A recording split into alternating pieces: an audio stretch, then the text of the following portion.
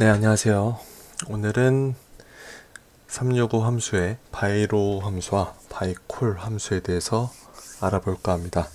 오늘은 제가 따로 자료나 스크립트를 준비하지 않고요. 실시간으로 즉석에서 떠오르는 대로 한번 영상을 만들어 볼 건데요. 이 바이로와 바이콜 함수 굉장히 생소하실 거예요. 365 들어서 새로 만들어진 함수이고, 이 함수에 대해서 제가 간단하게 정의를 내려봤는데, 정의는 일단 이렇습니다. 2차원 배열의 각각의 행 또는 열 데이터를 람다 함수의 인자로 전달한다. 2차원 배열이라고 하면은 기본적으로 이런 형태의 배열을 말해요. 1차원 배열이 이런 형태 혹은 이런 형태라고 한다면, 2차원 배열은 이 열과 행이 각각 2개 이상인 어떤 그런 데이터들을 2차원 배열이라고 합니다. 설명만 들어서는 무슨 말인지 전혀 알 수가 없어요. 그래서 바로 한번 예제를 만들어 보고 한번 함수를 실습해 보는 시간을 갖도록 하겠습니다. 일단 적당한 예제 데이터를 만들어야 돼서 몇 개죠? 둘, 넷, 여섯, 여덟, 10개고 6개니까요. 적당한 랜덤 데이터를 만들어 볼게요. 10개, 6개, 최소값은 1, 최대값은 9 정수로 만들어 주세요. 그러면 이렇게 랜덤 배열이 만들어지고요. 움직이면 곤란하니까 값으로 붙여넣기 하겠습니다. 그래서 이런 랜덤한 숫자 값이 있는데, 저희가 이 값을 썸 하려면 어떻게 하죠? 당연히 썸 이렇게 쉽게 구현할 수가 있죠. 하면 값이 나오는데 이렇게 하다 보니까 의도한 건 그게 아니었어. 각각의 행별로 썸을 구하고 싶은 거예요. 그러면 우린 보통 이런 식으로 해서 자동 채우기를 할 겁니다. 그렇지만 이 형태는 각각의 셀에 수식을 걸어줘야 된다는 단점이 있죠. 이거를 하나의 수식에서 해결하고 싶다 라고 했을 때, 많은 분들이 잘 모르지만 그 행렬의 곱을 이용한 방식이 있었어요. 그래서 예를 들어서 어떤 방식이냐, 간단한 데이터로 좀 설명을 먼저 한번 드려볼게요. 예를 들어서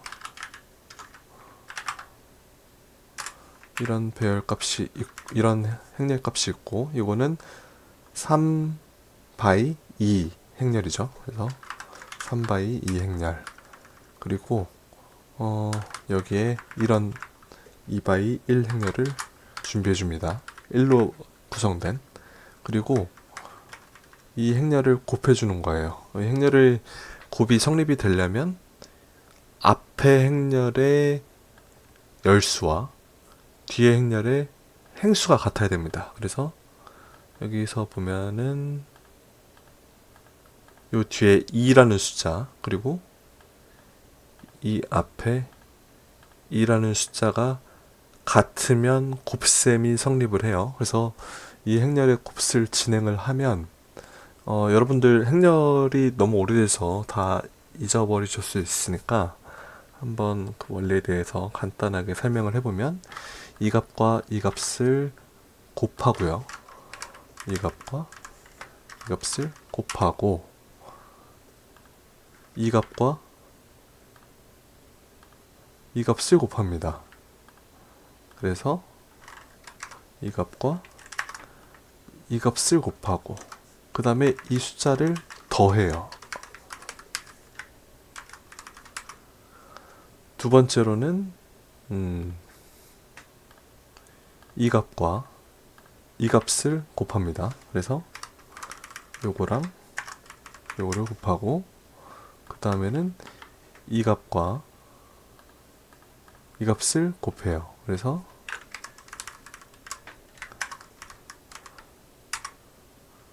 또 이 두 값을 더합니다.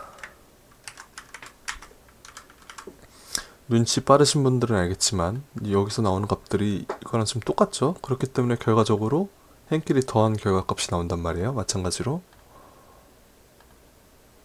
이 값과 이 값을 곱하고요. 그리고 이 값과 이 값을 곱합니다. 그래서 이 값과 이 값을 곱해주고 이 두 개의 값을 더해요. 이 결과가 이 앞에 요 행렬과 이 행렬의 곱을 진행한 결과예요.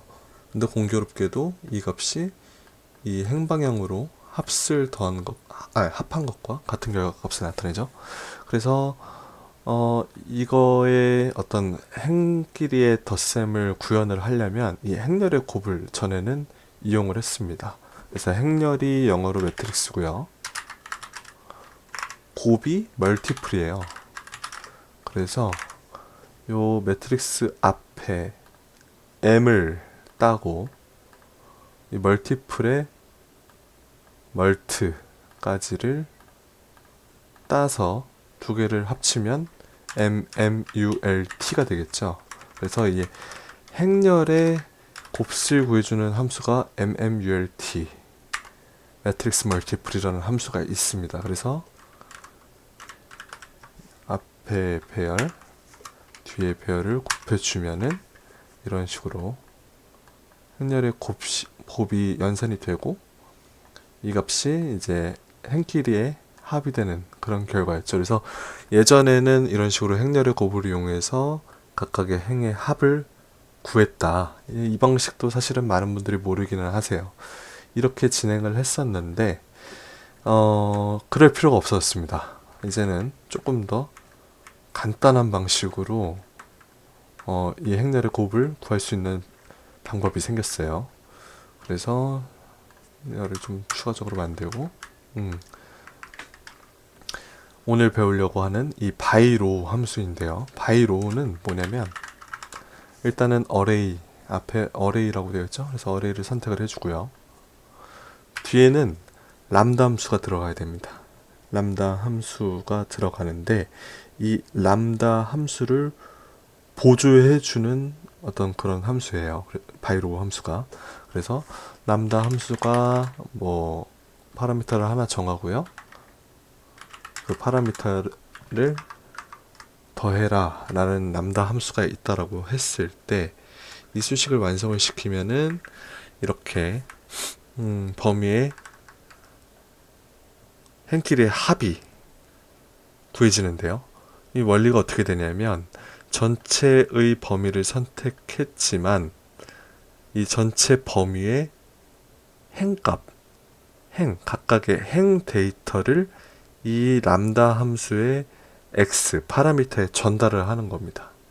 그래서 첫 번째 행값, 행 데이터, 쉽게 말해서 이 데이터예요.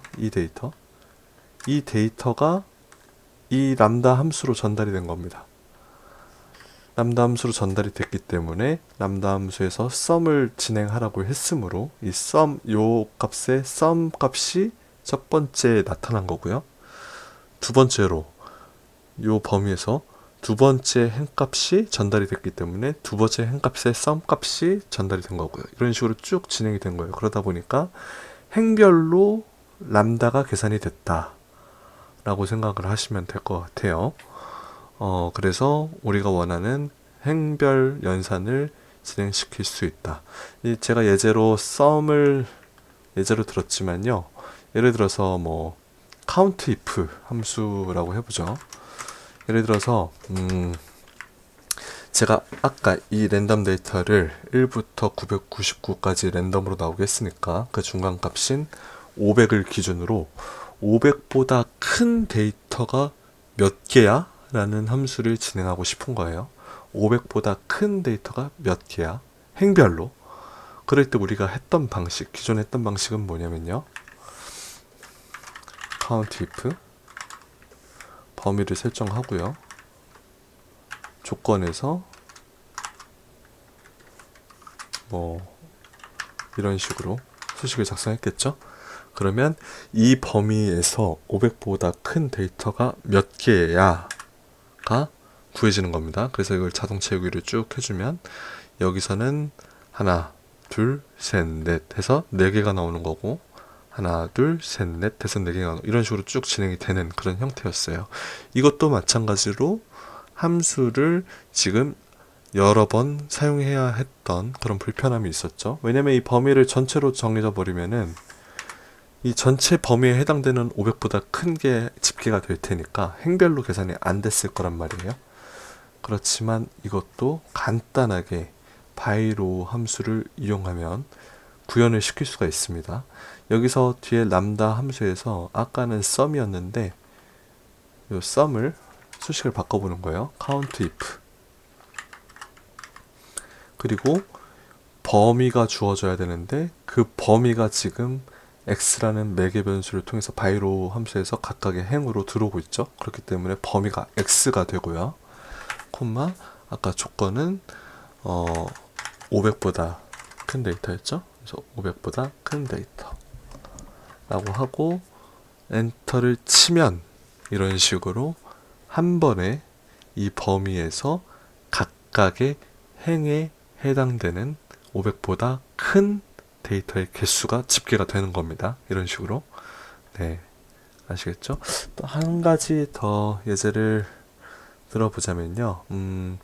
예를 들어서 우리가 텍스트를 이렇게 하나의 문자열로 만들고 싶다. 이건 지금 각각의 셀에 들어있는 데이터인데 이거를 콤마 단위로 뭐 데이터를 붙이고 싶다라고 했을 때 쓸 수 있는 함수가 텍스트 조인이라는 함수가 있습니다. 그래서 텍스트 조인으로 딜리미터는 우리말로 구분자거든요. 그래서 구분자로 콤마를 주고 이구너 empty, 네, 빈셀을 무시하겠다는 건데, 네, 빈셀을 무시하겠다. 그리고 기본은 무시하는 거예요. 그래서 빈칸으로 냅두고 데이터를 뭐 이런 식으로 잡아주면 이 데이터들이 전체가 다 하나의 셀에 콤마를 구분자로 해가지고 쭉 합쳐지는 걸 확인할 수가 있어요. 이런 식으로 데이터가 붙는 거죠. 텍스트가. 그런데 이런 형태라면은 이게 전체 데이터가 다 붙어버리니까 이것도 내 의도는 이 행끼리의 데이터만 붙이고 싶어 라고 한다라면 마찬가지로 예전에는 텍스트 조인 구분자 빈칸 비워주고요. 범위를 이렇게 선택을 해주면 이 행끼리의 데이터만 이런 식으로 콤마로 데이터가 합쳐졌었죠. 그렇지만 지금은 이렇게 하나하나 수식을 입력하지 않고 여기서 람다 함수만 바꿔주면 된다 이겁니다. 그래서 여기서 텍스트 조인 구분자 쉼표, 뭐 쉼표 말고 딴 걸로 해볼까요? 막대기로 해보겠습니다. 이렇게 하고 여기서 이제 범위가 들어가야 되는데 범위가 이 각각의 행별로 전달되고 있잖아요. 바이로 함수를 통해서 이 배열이. 그렇기 때문에 이 x를 입력을 해주는 겁니다.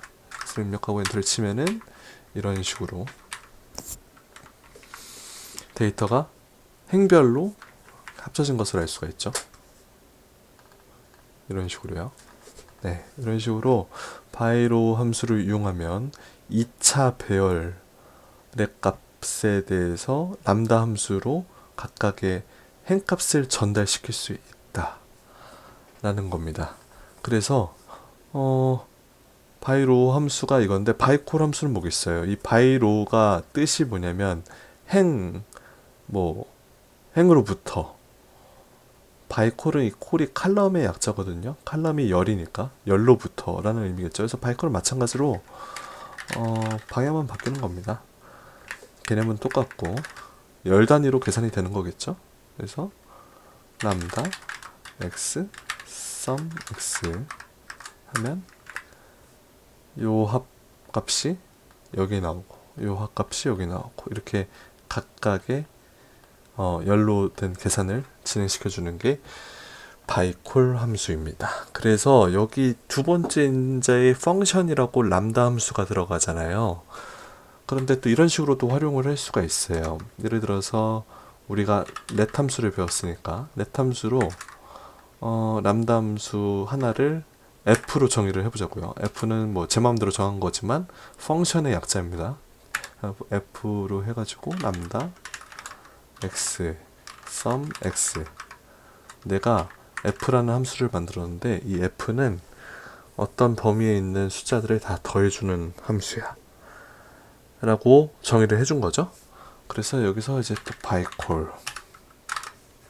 바이콜에서 어레이를 정해주고, 원래 여기 람다 함수를 이렇게 작성을 해줬지만 우리가 람다 함수를 렛에서 지금 정의를 해준 게 f로 정의를 해준 게 있잖아요.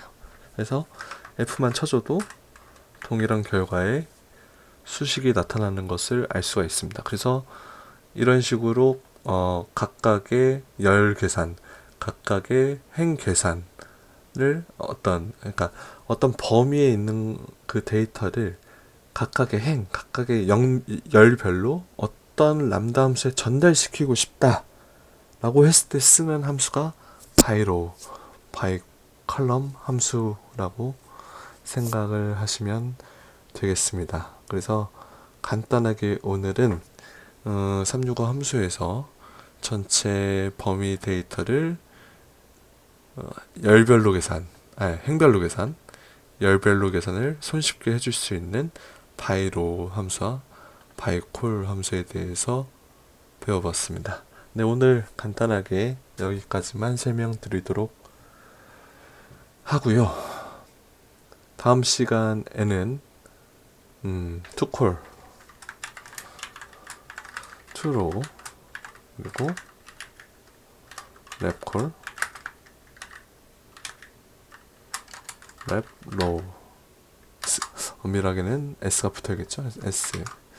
요 네 가지 함수에 대해서 알아볼 텐데, 조금 공통점이 있죠. 앞에 두 개가 비슷하고 뒤에 로우. 이것도 뭔가 칼럼과 로우로 하는 거구나. 여기도 앞에 랩이라고 되어 있고 로우, 칼럼 로우. 이것도 뭔가 열과 행으로 뭔가를 하는 거구나 라는 걸 눈치채실 수 있는데, 이 함수에 대해서 다음에는 알아보도록 하겠습니다. 네, 오늘도 시청해 주셔서 감사합니다.